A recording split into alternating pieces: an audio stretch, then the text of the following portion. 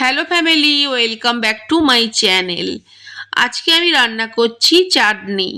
চাটনি বলতে সবার প্রথমে তো মিষ্টি চাটনির কথাই মাথায় আসে, তাই না? না না, আজকে একদমই মিষ্টি চাটনি আমি রান্না করছি না। আজকে যেটা রান্না করছি সেটা হচ্ছে ঝাল চাটনি, টমেটো দিয়ে ঝাল চাটনি। তো সবার প্রথমে না বেশ খানিকটা সর্ষের তেল আমি গরম করে নিয়েছি, তাতে দিয়ে দিলাম অল্প পরিমাণ গোটা কালো সর্ষে। তারপরে গ্যাসটা বন্ধ করে দিয়ে আমি দিয়েছিলাম কারি পাতা। গ্যাসটা বন্ধ করে কারি পাতা দিয়েছি, তার কারণ তেলটা তো প্রথমেই গরম করে নিয়েছিলাম। তো কারি পাতা দিলে না তেল প্রচণ্ড পরিমাণে ছেটকায় আর কি, তো সেই জন্য গ্যাসটা আমি বন্ধ করে দিয়েছিলাম। তারপরে গ্যাসটা আবারও চালু করে দিয়েছি। তো এখন দিয়ে দিলাম আমি বেশ অনেকগুলো পরিমাণ চেরা কাঁচা লঙ্কা। তার আগে বলি, কারি পাতাগুলো আমাদের বাগানের, আমাদের গাছের আর কি, একদম ফ্রেশ কারি পাতা। তো ফ্রেশ কারি পাতা, ফ্রেশ ধনে পাতা এগুলো রান্না করতে দেখবে খুব ভালো লাগে। তো যাই হোক, কারি পাতা, গোটা সর্ষে আর চেরা কাঁচা লঙ্কা ভেজে নেওয়ার পরে এতে টমেটো আর পেঁয়াজটা একসাথেই দিয়ে দিলাম।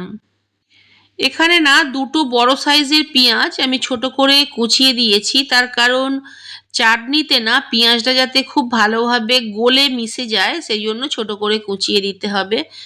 আর এখানে টমেটো কিন্তু অনেকটা পরিমাণ আছে গাইস, কারণ যেহেতু এটা টমেটোর চাটনি হচ্ছে না, তো টমেটোর পরিমাণটা কিন্তু অনেকটা বেশি লাগবে।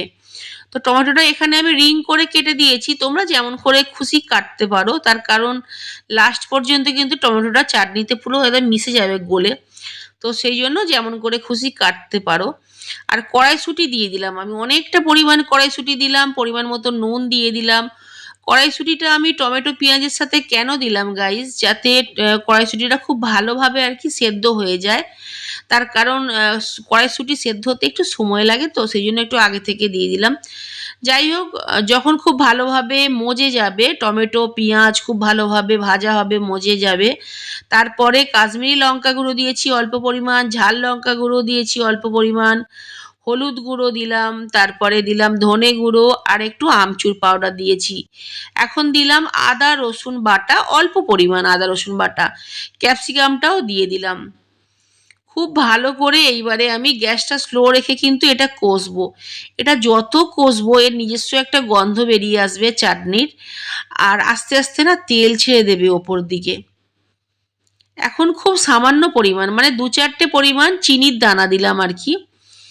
তো এখন দিয়ে দিচ্ছি গরম মশলা, এভারেস্টের গরম মশলা দিচ্ছি আমি। আর তারপরে ধনেপাতা দিয়ে দিলাম। এটা পুরোপুরি রেডি হয়ে গেছে, খুব বেশি সময় লাগে না।